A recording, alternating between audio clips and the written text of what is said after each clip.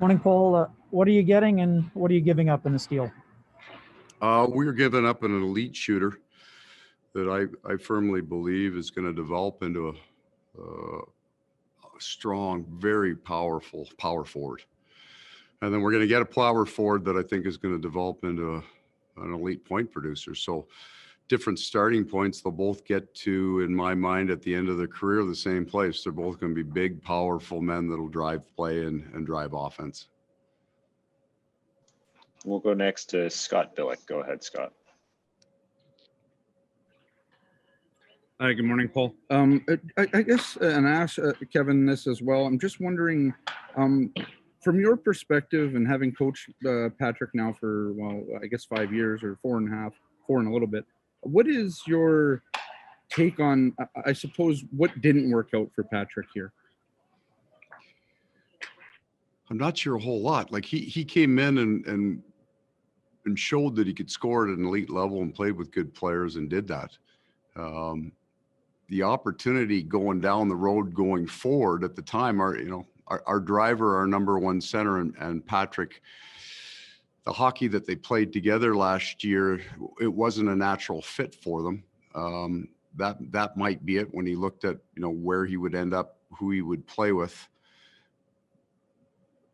But he was given a real good opportunity to score goals and be on a real dominant power play, and he took full advantage of that. He also, developed into a guy that was playing, as most of these kids come in, they play in the 3-hole, and God, produced a ton of goals for us, played well in that hole. And as he developed up, I don't know what his final numbers were. He was minus 26 a couple of years ago as he fed further up our lineup, and then he made a jump to being a plus player. So he certainly developed. He was a shooter only early on in his career, got stronger and stronger. And I think when even the glimpse of training camp that we got at him in game 1 that he played before he got hurt, he's not far off from being that big, powerful man that can do both score goals and control play.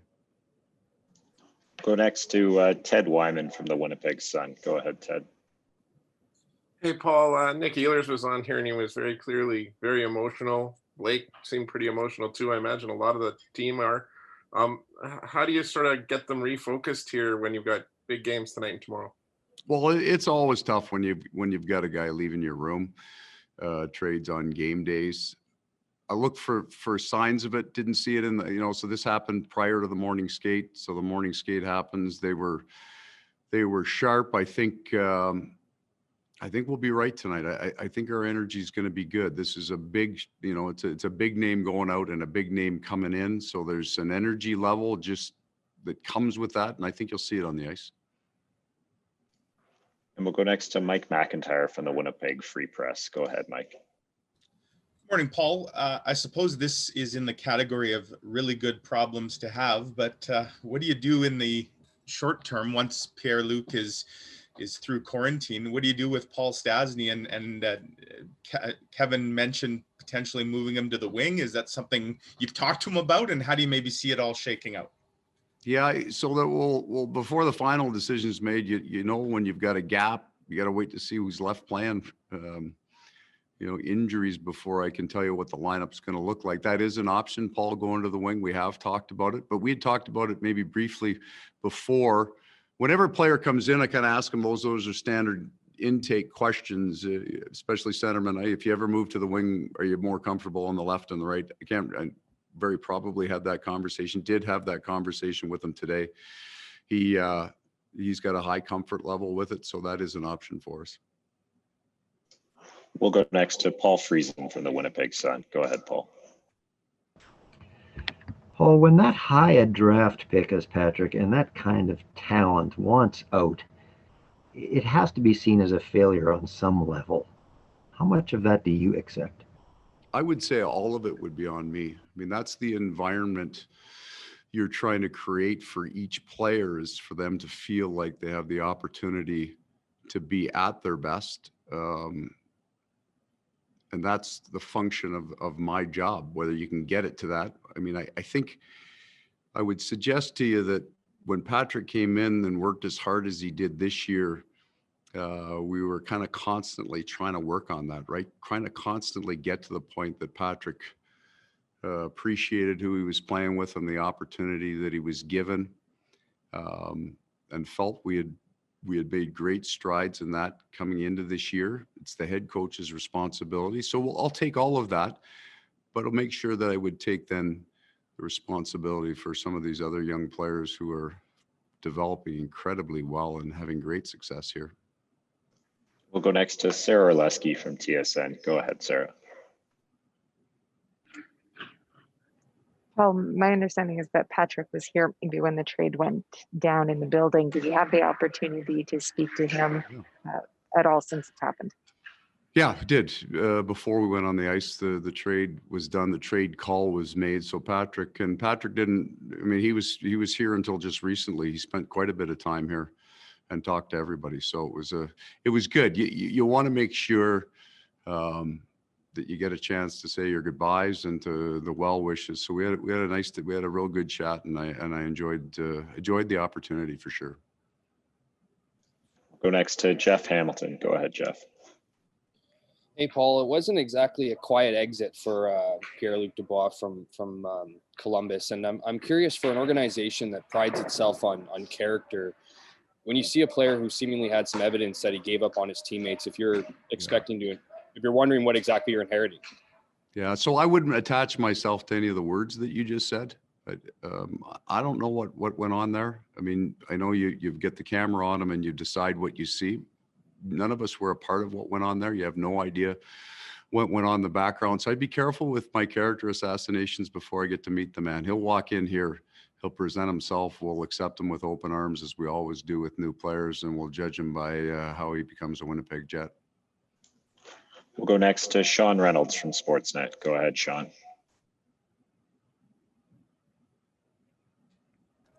So, Paul, you talked about that balance of, finding opportunity for all the different players that you have in your lineup. And was this an inevitable outcome with Patrik? And do you maybe have any regrets? Are there any moments you look back and think, maybe if I would have handled that a little bit differently, there could have been a different outcome? I think if you have a long enough relationship with any player, your wife, whatever, there are always moments, your family, that you would look back and say, maybe if I had handled this situation a little bit differently, we could have a slightly different outcome. But at the end of the day, for Patrik, he was getting better. He was a better player last year than the year prior. I know the goals are how you judge a man, but I think he was getting better each and every year. It wasn't always easy. But he was committed to getting better, and we were committed to helping him along that process, and I believe that happened. We'll go next to Murat Atesh from The Athletic. Go ahead, Murat. Hi, Paul. As you say, Patrik Laine was getting better as a player, and you've seen his development on the ice. So to what degree would his desire to leave have been interpersonal? I don't know the answer to that, because I wasn't driving that, the idea that Patrik's opportunity wasn't here. I think his opportunity, that he had an opportunity here, and I thought it was a good one. I liked the players that he had a chance to play with. His comfort level in the room seems to have grown, but I can't give you a degree number on that. We'll go next to Kelly Moore from CJOB. Go ahead, Kelly. Well, I'm going to be kind of boring here, Coach, and just ask you about the game tonight, because you are playing, and it is the third and final one, and a chance to sweep. Maybe just look ahead. Are you expecting Ottawa to play with a burr up their saddle at the start like they did at the finish? And and what are you guys preparing for that? Well, thank you for the question, Kelly, first of all. I would expect that there's going to be some of it, right? So they'll bring an energy to the game tonight, having lost 2, but they're also, the end goal is to win. So I would expect that energy to be very, very high early in the game, but you're probably not winning a hockey game if you spend an awful lot of time in the penalty box to do it. So there'll be a game played. So I think both teams come with a lot of energy.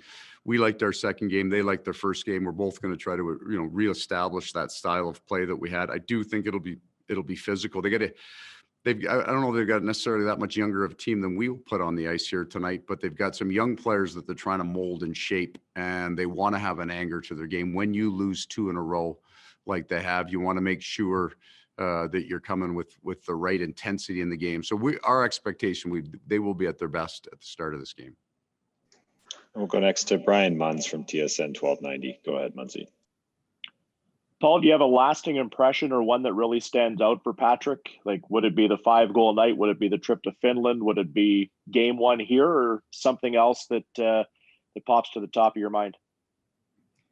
I think it's more of a general feeling from the bench when he would score one of those goals where the puck would come off his stick so absolutely hot you couldn't really describe it, right? And there would be I don't know if an awe is the right word. Obviously, as he scores, there's a celebration, but was always an awareness that man, that kid shoots the puck like nobody's business. And I think one of my favorites was we had I won't mention his name, but we had a third goalie come in for practice, and because Helly was taking the day off, and Patty lit one up, and the goalie was in the net giving it to himself because he didn't stop it. So he had to slide down and say, listen, kid, nobody's stopping that. Don't be so hard on yourself. But man, he was hoping to stop Patty that day. And I don't know that Connor Hellebuck gets his glove on that one, but that was one of my favorites.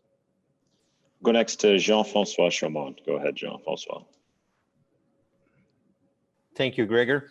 Paul, I'm just curious to know, you're not coaching directly with his dad, with Eric Dubois, but you know him pretty well. He's coaching the moves. What's the insight you can get from his father, knowing his personality, knowing the type of player you're going to get with Pierre-Luc Dubois? Well, I mean, quite a bit in that's a real good. So, you know, these young guys have different drivers, right? There's different personality that you get an insight. So he and Pascal Vincent, you know, would talk a lot of hockey with Pierre-Luc. So over the years, you know, we how's your kid doing? How are things going? Watch him play. You know, you're a little more connected to Pierre-Luc because of Eric. When you're watching the Blue Jackets play, you'd always follow him. So you got kind of this insight into the young man. And then he's a dad, right? So we got 2 of them on staff now, connected to their players. So I don't ever talk to Dave about Adam, and I won't talk to Eric about Pierre-Luc. But prior to him getting here, I'm sure he's going to be, mom and dad are pretty darn excited. Just time for a couple more. Let's go to Jason Bell from the Free Press. Go ahead, Jason. Paul, thanks for doing this. I don't know if we've really addressed Jack Roslovic, who is obviously, Columbus would consider him a very key. This is the first question this year on him for me. Thank you. Well, and Paul, I don't think you've called out players very often since you've been here, but I do recall a few times where being hard on Jack through the media maybe have snuck out a few times. And I just wondered, probably because you cared for the kid and you felt like there was a real player in there. And I wonder how you think he'll handle the situation in Columbus at home for him and what you see out of a guy like Jack Rock. Yeah, he'll be fine there. I mean, there was the one in San Jose, right, where he either set up or scored the game-winning goal after having a really tough night. But that was true of our whole team. I think that was the Hellebuck 52 save performance night. Jack's going to be really good there. He is. They've got a different structure than we do, right? They're center ice. They've got more room at center ice. When Jack gets here, we've got, Mark and Brian and Adam ahead of him, and then that's the position he wanted to play. Wasn't particularly interested in playing on the fourth line, so he gets to the third line wing, and he learns the game with Lowry and Kopp last year. That's going to serve him well, but he skates well. He can handle the puck. He can make plays. Got good vision. He's got it in great shape. I think playing at home will be real good for him. So I think this is you know what? At the end of the day, in a really unusual set of circumstances between Columbus and Winnipeg, this is going to work out for both teams and for all players involved. And final question, Ken Wiebe from Sportsnet. Go ahead, Ken. Well, just going back to the game tonight, you hinted at it yesterday, but what was the determining factor on the back end? And given the style that you would expect tomorrow, would you look to get Billy back in tomorrow, perhaps? Yeah, that's a possibility because Billy doesn't come out on a lack of performance. We liked his game. probably stronger than any of the games that he played last year, which is exciting because he is faster and he is stronger. I think he mentioned that before the game. He felt it and we saw it. Lots of composure with the puck. There's lots of NHL hockey games for Ville to play in. But I'm really pleased where Logan Stanley's at. And you, sometimes these young guys, what they're lacking is a little bit of NHL confidence. They're not sure if they can play. And Logan on a daily basis now, not just the game, so that in practice is starting to show a little bit more of the asset base that he has and a big man that moves. So Ville was a good player for us and came out of the lineup, and he's going to get an opportunity to get back in.